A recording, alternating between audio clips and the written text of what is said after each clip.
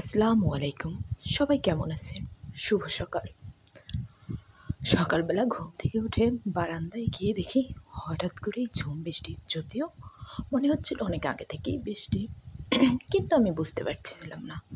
তাই বৃষ্টি দেখেই তো কলেজ যাওয়া হবে না, কারণ এত বৃষ্টি, সামনে পানি জমে গেছিল। তাই মনে হলো যে আজকে এই বৃষ্টিতে খিচুড়ি হবে সকালের নাস্তা।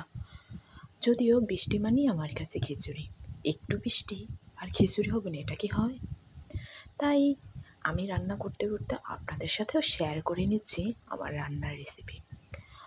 আমি খুব স্বাভাবিকভাবেই রান্না করি, তবে সব ইনগ্রিডিয়েন্টসগুলো একটু আলাদা আলাদা করে তেলে ভেজে নিই। যেমন আলুটা প্রথমে ভেজে নিয়েছি, তারপর ডালটা পেঁয়াজ বেরেস্তা করে নিয়েছি, তারপর আলাদা করে আবার পেঁয়াজের সাথে সকল মশলা দিলাম, দিয়ে সেটা একটু ভেজে তার সাথে চাল মিশিয়ে ভালো করে পোলাওয়ের চাল যেরকমের ভাজি আমরা ওরকমেরই ভাজি। তারপর আবার চালের সাথে সব রকমের গুঁড়ো মশলা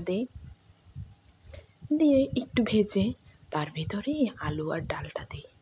তারপর গরম করে রাখা পানিটা পরিমাণ মতো দিয়ে নিই। আমি কাপ মেপে দিয়েছি চাল ডাল, সেই অনুযায়ী 3 কাপ চাল ডাল, তার সাথে পানি 6 কাপ। তারপর হয়ে গেল। আল্লাহ হাফেজ।